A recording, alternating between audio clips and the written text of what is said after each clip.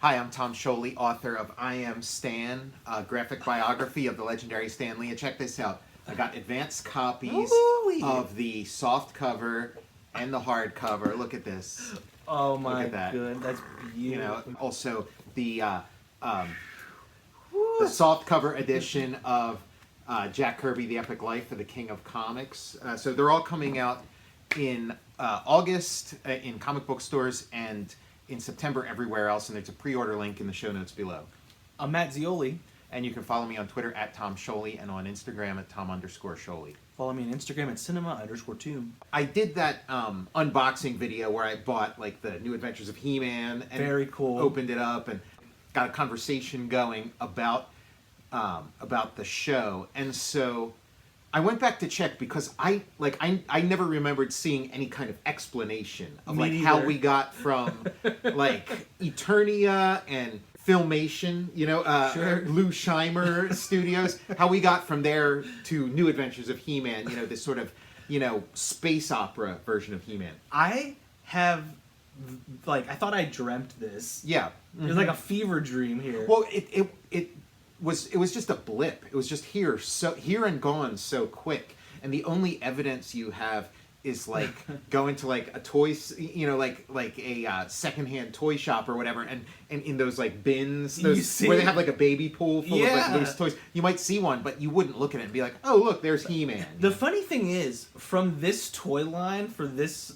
show here, it has one of my favorite toys from when I was little. It was the power sword that was part of the toy line. Yeah, the power sword. It was like they would call those like role play. You know, where it was like a power sword you could play with, and it is pretty cool. It's a pretty cool awesome. Sword. And for some reason I had it. I thought it was the old Masters of the Universe. I didn't think it was related to the New Adventures of He-Man. Yeah, because it's kind of like He-Man's power sword crossed with a lightsaber. Yeah, and we got a lot of play out of it, and when I rewatched that logo, it jogged my memory. Yeah. And then I couldn't remember too with these figures what the scale was. Were they the scale of the old figures, or no? were they It was small? different. It was different. They were like, you know, taller than like a G.I. Joe or a or like a Star Wars. But they might have been the same tallness as Masters of the Universe, but they weren't wide. They were very slim. So they might have seemed, you know, like punier or something. But I think they were the same height, just not as wide. There's a the Visionaries figures. Yeah, they're kind of in the realm of the Visionaries. Yeah, I love that scale too. By the way, I'm gonna track these figures. Actually, no. I'm thinking of the Supernaturals. They're in the realm of like the Supernaturals, oh, okay, but they're bigger than the Visionaries. The Visionaries are like around the same size as like G.I. Joe. Yeah, and he's looking like you mentioned, Flash Gordon. Yeah, hell yeah, like yeah. They were like you know, this whole, you know, fantasy world. It's a little dated by this point. It's like, you know, it's a little too 70s and not like, it's 80s going into the 90s. It just wasn't working. Now, if they would have stuck with it a little bit longer, I feel like that aesthetic had a little bit of a comeback in the 90s, maybe a little bit like more of like a heavy metal infusion to it. But like there was that aesthetic did have a little bit of a comeback. But you know, these toy companies, they're like, you know, hedging their bets. And so yeah, like after you know, like checking out that toy, it kind of reawakened some old, you know, questions, some old business. So I was kind of like going back, and so I was looking on YouTube. I'm like, okay, is there a final episode of Masters of the Universe? And there's really not. And there's actually like a whole debate and conversation over it and stuff like that. But then, and it's like Kevin Smith, He-Man. I was sort of under the impression that it was like picking up where the old one left off, and so I thought like, oh, I guess there was like an episode where Prince Adam reveals his identity to his family, like to his parents. He says, I'm actually He-Man. And there's a He-Man episode called Prince Adam No More, and I thought that was going to be it. And it's one of those things where like your memories don't quite line up, you know. And I wonder if Kevin Smith was kind of thinking of that episode. But like in that episode, he's debating about whether to tell his parents, and he gets close, but he never does. So like he never reveals it to his parents. But then the first episode of the New Adventures of He-Man, I've seen, like I saw a bunch of episodes of it when I was a kid. I never saw the first episode, so I never saw this one where we get from Eternia to this new, you know, this new setup, this new status quo. Like, if you told me this wasn't He-Man, I would think that, like, it was its own thing. Yeah, its own thing, which would probably have been a better play. Yeah. You know, just sort of come up with something new. They keep saying mutants a lot. Mm-hmm. They're just like, the mutants. Well, I guess because, like, Teenage Mutant Ninja Turtles, like, they were just, I mean, they, you know, their market share just kept going down, down, down, down. Like, they had a moment at the very beginning, but it just kept going down, down, down. When we do Total Recall on location at the toy show, these figures are one that I'm like... They're on your list. They're on my list. Well, also, like, there's like, the scuba guy and the other guy. Like, they look like Centurions. Yeah. I was literally going to mention that. Like, He-Man's not working, so can we do this? Can we do that? You know? Somebody's like... whoa, there's ghosts on Eternia. They're like, I ain't afraid of no Eternian ghosts. Exactly. But and this show, they do have the episode, like, there is some closure. There is, like, an episode, like, the first episode of this ties up the old He-Man and introduces the new one. And so he reveals to his parents that, like, oh, I'm Prince Adam, but I'm also He-Man. And so you get some closure there. But the weird thing is, it's like, it would make so much more sense if he was like a He-Man, and he kind of looks like the He-Man we know. Yes. And then he goes to the future, and then he puts on this Flash Gordon outfit. But he's sort of like, it's the He-Man we know, except he looks nothing like what we... No. He's already wearing the Flash Gordon outfit, and then he turns into a Prince Adam that, you know, is like a cool design, but he doesn't look like it. Like, he looks like... Ewan McGregor like, from Star Wars. Yeah, he looks like a shepherd or something, and he looks like maybe Ulysses 21,000 or whatever. Oh. Ulysses 24,000. Like, he does... And it's like, why didn't they just have, like, a Prince Adam that looks like our Prince Adam? And there's, like, a mini-comic for the New Adventures of He-Man, where it's like the first mini-comic, where it is the segue. And it does start out with a traditionally drawn Skeletor, a traditionally drawn He-Man, and then they, you know... I would appreciate that a whole hell of a lot. Like, and you know what? The Burger King looks... I think they're ripping off the design. Well, yeah, and King Randor and the Queen, like, they look more or less this. I mean, like, there's differences, but, you know, you don't look at them and say, like, wait, that's not them. But like, He-Man's so different. I just wonder what's going on. Like, I mean, like, Lou Scheimer and Filmation are no longer involved, so I wonder if they, like, burnt all the artwork, you know, cleaned all the cells, and it's like, no, you can't use any, which would kind of make sense, you know, if they, like, sort of lost the account. But it's like they could, but then good luck making He-Man. You think about the budget, and they're like, okay, for this one episode, we could create 2 He-Mans, we could create one based on the old model and a new one, but it's gonna cost you. And you know, like, every frame of this, they're gonna have to use again and again and again. And it's like, we can't justify, like, redrawing that He-Man. And, you know, like, I just wonder if they could have just taken, like, old footage from the original and just, like, changed the sound, you know, just kind of, like, stitched something together. But again, maybe they didn't have access to that. Maybe, like, you know, they you know. It shows him, like, in a Full Metal Jacket, get the buzz cut, or like he's got the Page Boys haircut. He looks like you know. Has anyone ever drawn a picture of the Quaker Oats thing with He-Man on there? It says Eternian Oats or something. You know what though? It is like, I mean, somebody had to have done this already, but, like, somebody's got to just take footage from old He-Man episodes and then, like, recut it and just sync it up with, like, the dialogue from this new one, and so have, like, an animated sequence of, like, the He-Man we know giving all this speech, and then he goes through the time warp, and all of a sudden it's like, hey, what happened to my clothes? You know, he's an exhibitionist, so he's like, what happened to those 2 leather straps covering my nipples? He's like... so you do get from here to there. It's not super interesting. Like it is kind of like, we're going to go back in time to find this ancient hero, He-Man, who inexplicably is wearing, like, super high-tech duds that completely fit in with our time frame. You know, like, it's just like, there's a million ways to get there, but I guess it's like, they're probably thinking kids are dumb, and if you over-explain it, like, oh, well, He-Man's from a planet that's kind of like a mixture of high-tech and sword and sorcery, and now he's going to another planet that's more, you know, like Star Wars-y, like tech. Robots, you know, it's more Star Trek. They got more droids running around here. Yeah, maybe they thought kids wouldn't get it, but if they're like, oh yeah, He-Man's from the past, this is the future. I gotta say, too, don't know why, I'm kind of feeling this Skeletor. Yeah, well, you know, the thing I caught watching this, like, yeah, he's completely bizarre looking, and you give him eyeballs, you know. And his voice, he sounds like Lorenzo Music. Well, you know who he sounds like to me? I think the guy who's doing Skeletor in this is doing Shatner. That's who it sounds like to me. That must be why it's fucking triggering my Shatner core. Yeah, that's why it's tickling my Shatner bone. He's like, He-Man, what are you doing here?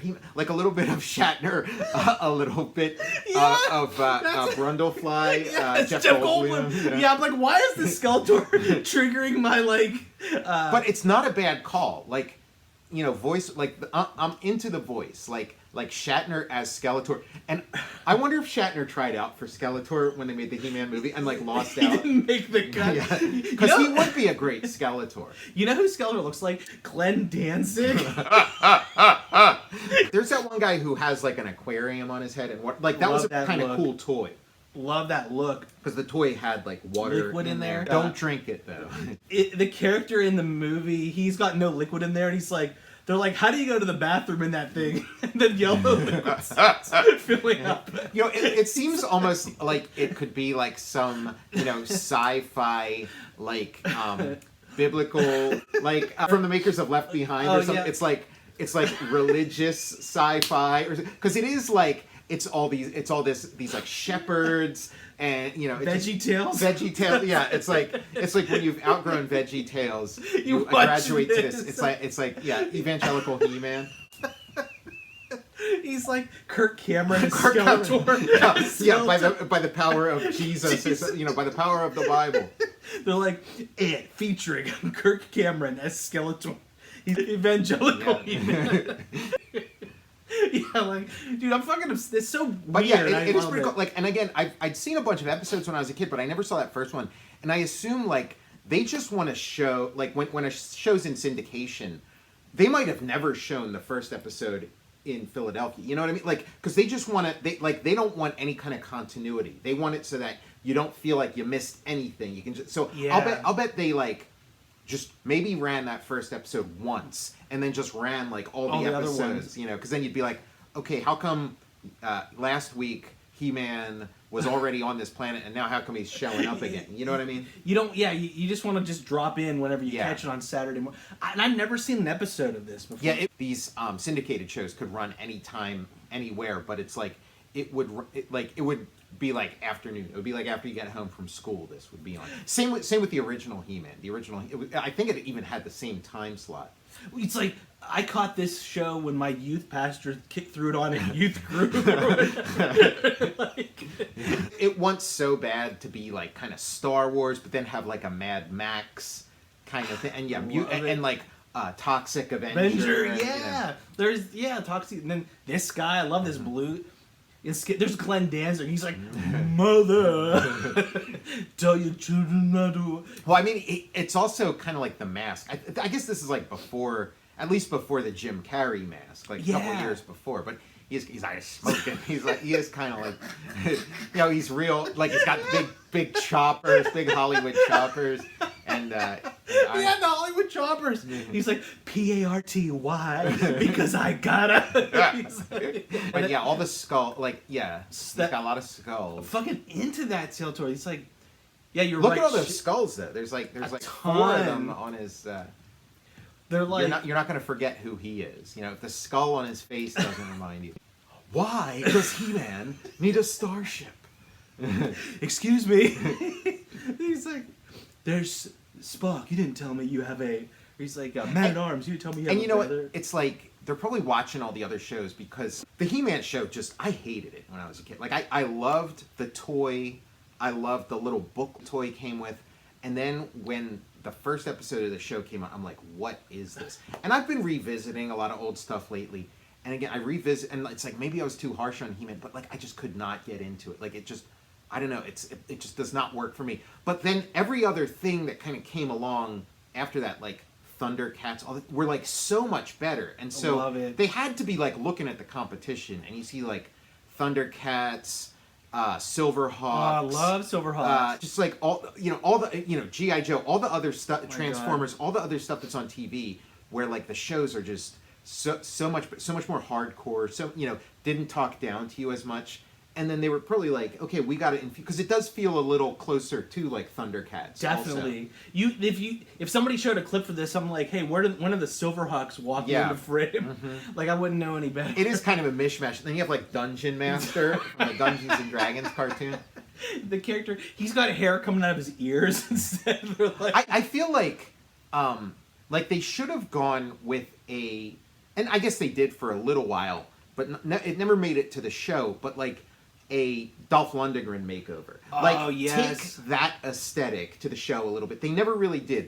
They released a bunch of toys, from that line, and then like the He-Man newspaper comic strip started taking on that look, but like it never made its way to the show. They kind of pole vaulted it over that and straight to this, and I think that is like I do like this aesthetic, but like that they were really onto something with that.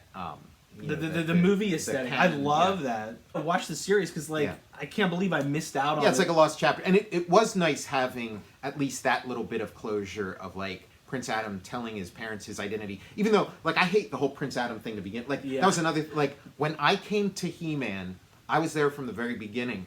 There was no Prince Adam. It was like I read the books and it's like he's like a barbarian and all this stuff, and then I watched the first episode of the show and it's like he's got a mommy and a daddy. He puts on this like little helium voice, and then turns into, and I'm like Christopher Reeve. Yeah, where did all of this come from? Like, why did Conan like put on a pair of glasses and have like a secret identity? Like it's wrong genre, wrong genre.